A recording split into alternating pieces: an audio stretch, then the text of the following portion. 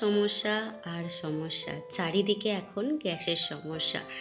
Gas ছাড়া রান্নায় করতে খুবই কষ্ট আমাদের মতো যারা গৃহিণীরা রয়েছেন। তবে একটা কথা বলি, এখন মাটির উনানে রান্না করে সবাই ফেমাস হয়ে যাচ্ছে, কিন্তু সারা বছর আমরা রান্না করে থাকি এই কাঠের উনানে, কিন্তু কোনো দিনই সেইভাবে ফেমাস তো দূরের কথা, মানমর্যাদাটাও অতটা পাই না। কেননা কাঠে রান্না করা মানে ঝুল ঝাল অনেক কিছু ব্যাপার।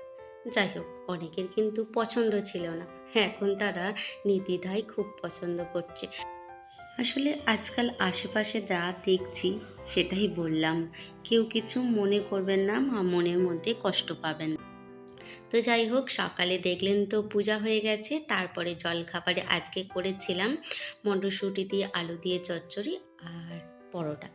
সেটা খেয়ে নিয়ে তার আগে সংসারের সমস্ত কাজ করে নিয়েছি, মানে বাসি কাজ তো করাই হয়েছে। দেখলাম যে এই কাজটা প্রচণ্ড পরিমাণে ধুলো পড়ে আছে, আর একটু জল স্প্রে করেছিলাম, যার ফলে ওই যে পাতাগুলোই ফোঁটা ফোঁটা একটা দাগ হয়ে গেছে। সেইটুখানি মুছে নিয়ে চলে যাব রান্না করতে, ওই যে আমার ফেমাস উনান তাতেই।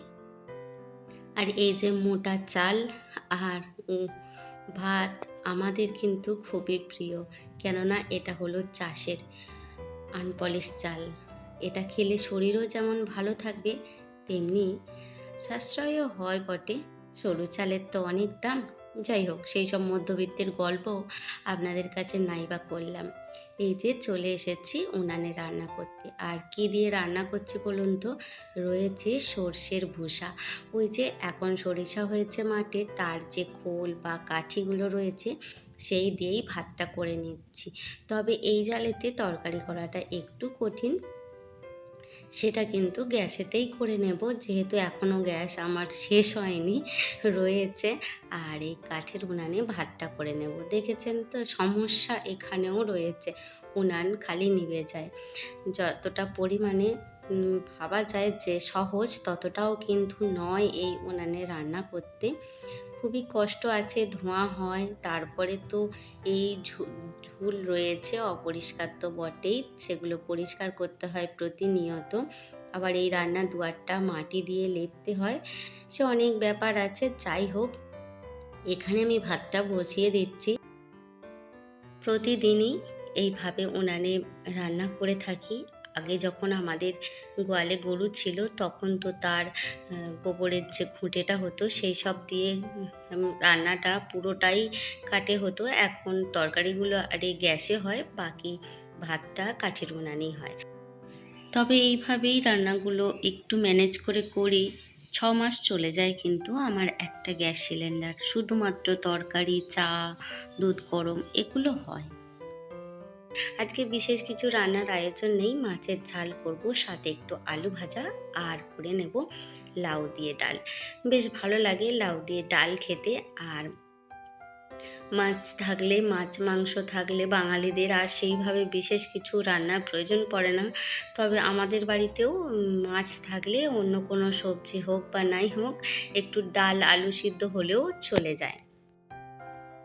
আমার কোনো কথায় বা কাজে যদি কোনো ভুল ত্রুটি হয়ে থাকে, তাহলে প্লিজ আমাকে ক্ষমা করে দেবেন।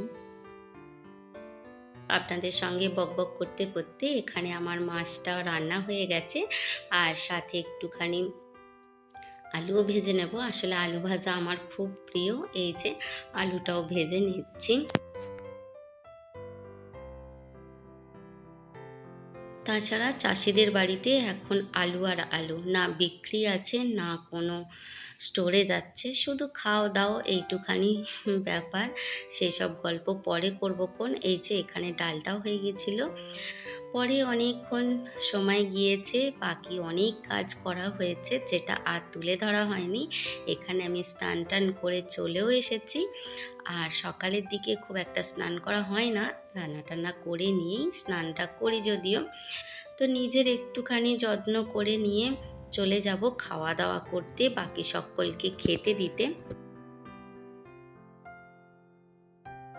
আসলে নিজের যত্ন বলতে একটুখানি হালকা করে ক্রিম মাখা, চুল আঁচড়ানো আর সিঁদুর পরা, এই হচ্ছে আমার কাছে আমার নিজের যত্ন, আর বিশেষ কিছু না।